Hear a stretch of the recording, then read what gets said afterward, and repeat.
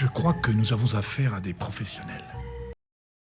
Bonjour et bienvenue dans ce cours de physique-chimie de 3e consacré aux interactions. Pour introduire ce cours, nous allons voir l'image suivante. Il s'agit d'une personne, un artiste de rue, qui est en lévitation. Comment est-ce possible? Peut-on l'éviter? Pour répondre à ces questions, nous allons d'abord voir ce que sont les interactions et les forces. Ensuite, nous verrons dans quelles conditions un objet est en équilibre. Et enfin, nous verrons comment mesurer une force.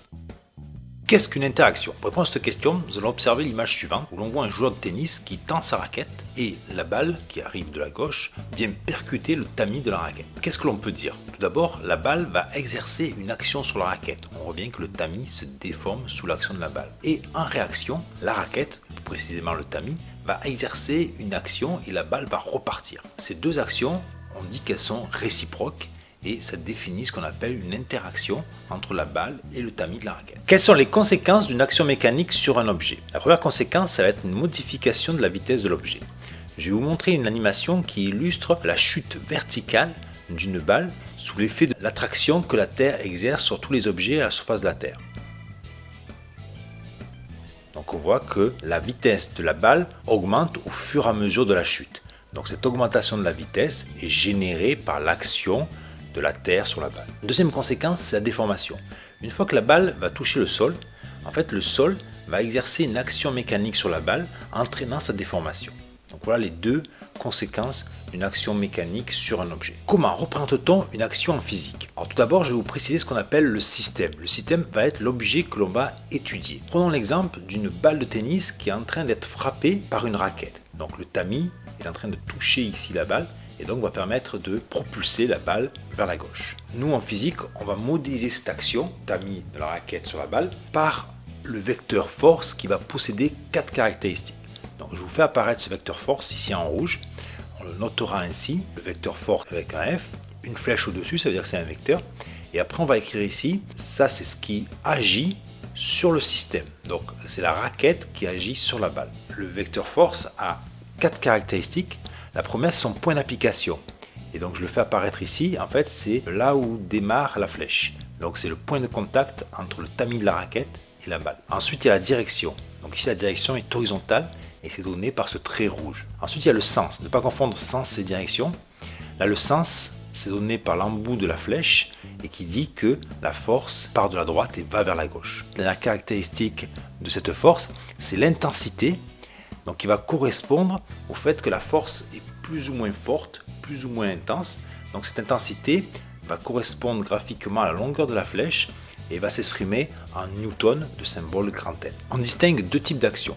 La première est dite de contact et elle va être localisée sur une petite surface. Donc pour l'illustrer, je reprends l'exemple précédent. Lorsque le tamis vient frapper la balle, l'action du tamis de la raquette sur la balle, modélisée ou représentée ici par la force que la raquette exerce sur la balle, est bien de contact puisque le tamis va toucher la balle et l'action va être localisée à l'endroit où se fait le contact entre le tamis et la balle. Le deuxième type d'action, ça va être une action à distance et cette fois-ci, l'action va être répartie sur l'ensemble de l'objet. Alors c'est le cas lorsqu'une balle est en chute libre. En fait, l'action qui s'exerce sur la balle, c'est l'action que la Terre exerce sur la balle, qu'on appellera plus tard le poids.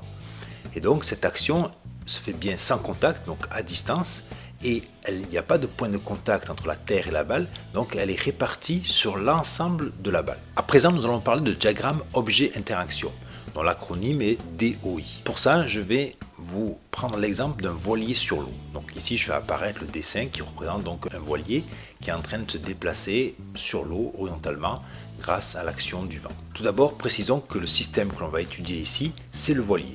Donc c'est l'objet sur lequel on va se demander quelles sont les actions qui s'exercent. Et pour cela, donc, on va utiliser un DOI, un diagramme objet-interaction. Alors comment ça se présente? En fait, on fait un premier rectangle à peu près au centre où l'on va faire apparaître justement le système, donc notre voilier ici. Et après, on va faire la liste de tous les objets qui vont interagir avec notre système.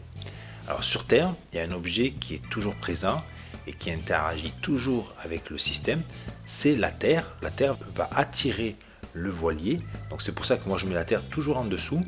Et donc il va apparaître une force que va exercer donc la Terre sur le voilier, toujours verticale, descendante, donc telle qu'elle est dessinée ici. Et alors vous vous rappelez, c'est une force à distance, Donc son point d'application va se situer au centre de l'objet environ, parce que c'est une force qui est une action qui est répartie. Ensuite, deuxième objet qui va interagir avec le voilier, c'est l'eau.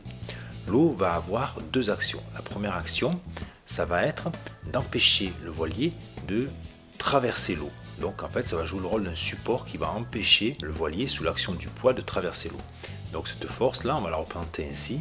C'est la force donc qu'exerce l'eau sur le voilier, et elle va être de même direction que la force que la Terre exerce sur le voilier, mais de sens opposé, et d'intensité identique de manière à ce que ces deux forces s'annulent. L'eau en même temps va jouer un deuxième rôle. Étant donné que le voilier se déplace de la gauche vers la droite, l'eau va jouer le rôle d'un frottement et donc va s'opposer au déplacement du voilier. Donc ainsi on le fait apparaître là, comme pour la force en verte là, ces deux actions sont des actions de contact. Donc c'est pour ça que la localisation c'est un endroit où se fait le contact entre l'eau et le bateau, aussi bien verticalement qu'horizontalement. Troisième objet qui va interagir avec le voilier, c'est l'air. L'air, ou le vent, on peut l'appeler aussi ainsi, va gonfler la voile et jouer le rôle de force motrice. On peut faire apparaître ici la force, donc c'est grâce à cette force-là que le bateau va pouvoir avancer. Donc pareil, là c'est une force de contact, puisque c'est l'endroit où le vent va toucher la voile, et donc la force sera localisée à cet endroit-là, à l'endroit où la voile est tendue. Voilà, alors vous pouvez remarquer que là, j'ai fait une double flèche avec des pointillés. Cela signifie que c'est une interaction à distance. Et par contre, l'air ou l'eau interagissent sur le voilier avec des interactions de contact. Donc les flèches sont entières et non pas hachurées comme ici. Quelle est la condition pour qu'un objet soit en équilibre? Reprenons l'exemple de notre balle de tennis et supposons qu'elle est posée sur une table. Donc elle est statique, en équilibre. Quelles sont les actions qui s'exercent sur la balle? Déjà, faisons apparaître la première action qui est incontournable sur Terre, c'est la force que la Terre exerce sur la balle. Donc cette force, elle est toujours verticale, descendante, et on l'applique au centre de l'objet parce que c'est une action dite à distance et qui est répartie sur l'ensemble de l'objet, donc ici l'ensemble de la balle. Ensuite, il va y avoir une deuxième action, c'est l'action que va exercer la table sur la balle. Donc cette fois-ci, cette action va être de contact, donc c'est à l'endroit où la balle va toucher la table. Et donc elle est localisée à cet endroit-là, donc le point d'application de la force se trouve à l'endroit où la balle touche la table. Alors ces deux forces, elles ont la même direction, vous voyez c'est vertical, elles sont de sens opposé et leur densité doit être identique de manière à ce qu'elles se compensent. C'est ça la condition pour que l'objet soit en équilibre. Donc on dit qu'un objet est en équilibre lorsque les forces qu'il subit se compensent. Comment mesure-t-on une force? Donc on va utiliser ce qu'on appelle un dynamomètre. Un dynamomètre est constitué d'un ressort ici qui, sous l'action d'une force, va plus ou moins s'étirer. Donc plus la force sera intense, plus le ressort va s'étirer. Et ici, vous voyez, on a des graduations. Et donc la position du petit cylindre marron là, sur la graduation va nous indiquer la force qui est exercée au niveau de l'embout. Donc là, ici, la force en fait, c'est la force que la Terre exerce sur cette masse-là, qu'on va pouvoir lire ici directement, la force correspondant, donc ça sera à peu près ici 2 newtons, à cette masse qui est sous l'effet de la Terre. Le principe, si on le résume, le fait d'exercer une force F sur un ressort va entraîner son étirement, et on peut mesurer son étirement comme note X, et en fonction de la raideur du ressort, il y a des ressorts qui vont être plus ou moins raides, donc ils vont plus ou moins s'étirer, on peut en déduire cette force-là. Donc soit la force est directement graduée ici, ou on peut relier donc les trois grandeurs que je viens de citer ici, donc l'intensité de la force, la raideur du ressort et l'allongement du ressort. Donc là je vais vous préciser les unités, la force sera en newton, l'allongement en mètres, et K donc par déduction sera en newton par mètre.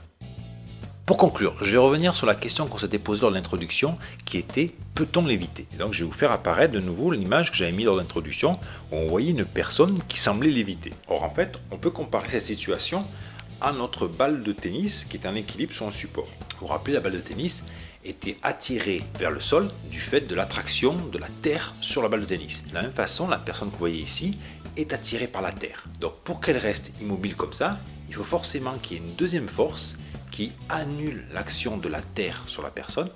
Et cette deuxième force serait non pas une force de lévitation, mais une force qu'un support exercerait sur la personne. Donc en fait, il y a une espèce de tour de magie. En fait, la personne, là, mine de rien, malgré qu'elle le cache, est soutenue par un support. Et donc je vais vous le faire apparaître ici. Voici ce à quoi ressemblerait son support. Donc au niveau du sol, vous voyez, une relativement grande surface qui permet de le maintenir bien en équilibre. Ici, une partie qui est cachée par son bâton. Là dans sa manche, une autre partie. Et là, donc l'endroit avec le dossier et là où il est assis. Donc voici notre représentation de ce qui est en bleu là. C'est à peu près cette forme-là. Donc voilà, donc la personne n'est pas en lévitation, en fait elle est assise sur un siège et ce siège va jouer le rôle d'une action qui va annuler l'action de la Terre sur la personne, donc la maintenir en équilibre. Voilà, je vous remercie pour votre écoute et à bientôt.